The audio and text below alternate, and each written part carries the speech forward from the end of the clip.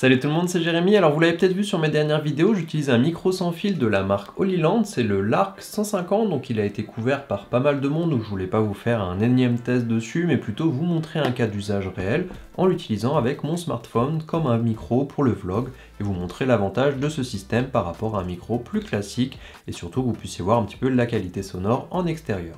Alors je vous ferai une vidéo dédiée à tout ce que j'utilise pour ce setup vlog sur iPhone, donc pensez à vous abonner pour ne pas rater cette future vidéo. Mais en gros je vais venir raccrocher l'émetteur sur ce support qui est ici et venir le connecter à l'iPhone avec cet adaptateur vers Lightning. Je vous montre ce qui se trouve à l'intérieur du pack et on ira dehors pour tester tout ça. Alors j'entre pas trop dans les détails techniques, je vous mets le lien vers les produits si vous voulez en savoir plus, mais de façon générale on a une boîte de recharge un petit peu comme on aurait pour des écouteurs Bluetooth et qui fonctionne via port USB-C, donc encore mieux pour pas avoir de câble supplémentaire à amener avec soi. À l'intérieur on va avoir un récepteur qui va se brancher sur l'appareil photo ou un smartphone dans mon cas, et deux micros. On peut aussi pourquoi pas l'utiliser sur un ordinateur pour faire du streaming ou des appels plus classiques.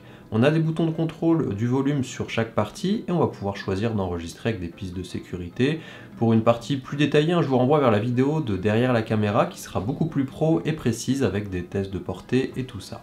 On a en plus deux micros lavaliers, un câble TRS 3,5 mm, deux bonnettes anti-vent, un câble USB type A vers USB-C et un sac de rangement, donc c'est vraiment complet. Alors nous voilà maintenant à l'extérieur, donc l'avantage déjà avoir un système comme ça avec deux micros plutôt qu'un seul, c'est que je vais pouvoir du coup déjà parler forcément beaucoup plus facilement. Je pourrais venir aussi pourquoi pas interviewer une autre personne et lui donner le deuxième micro, donc j'aurais pas forcément besoin d'enlever le mien ou tout simplement de lui tendre une perche ou quelque chose, et venir passer un petit peu le micro de l'un à l'autre en fonction des questions.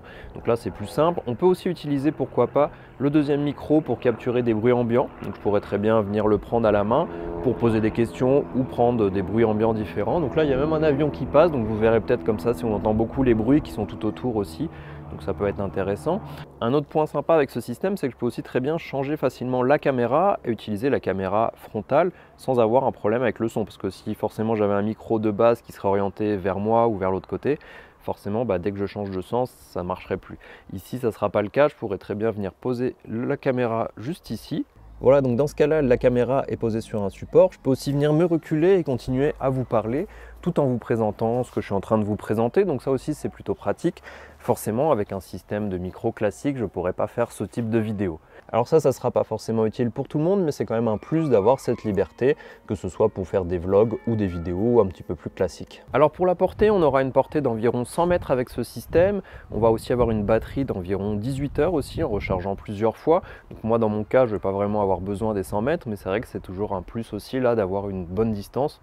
Je pourrais très bien le poser à un endroit et faire des plans un petit peu différents, en apparaissant derrière un arbre ou quelque chose comme ça, donc c'est toujours un petit peu sympa d'avoir cette liberté en plus. Voilà, donc j'espère que ça vous a plu. C'est une vidéo un petit peu particulière, je sais que ce type de produit vous intéresse pas forcément. C'est pas forcément quelque chose que vous allez avoir besoin d'utiliser. On est sur un prix d'environ 230 € quand même, donc il faut en avoir besoin. Et on est aussi sur un concurrent, on va dire, du Rode Wireless Go 2 qui propose un petit peu la même chose, à savoir un appareil avec deux récepteurs. Après, il est un petit peu plus cher le Rode, je ne sais pas, est-ce qu'il propose peut-être d'autres options. Donc ça aussi, ça peut être intéressant à comparer entre les deux, voir ce qui peut être le plus intéressant en fonction des usages. Donc dites-moi en commentaire ce que vous pensez de ce micro et on se voit dans une prochaine vidéo.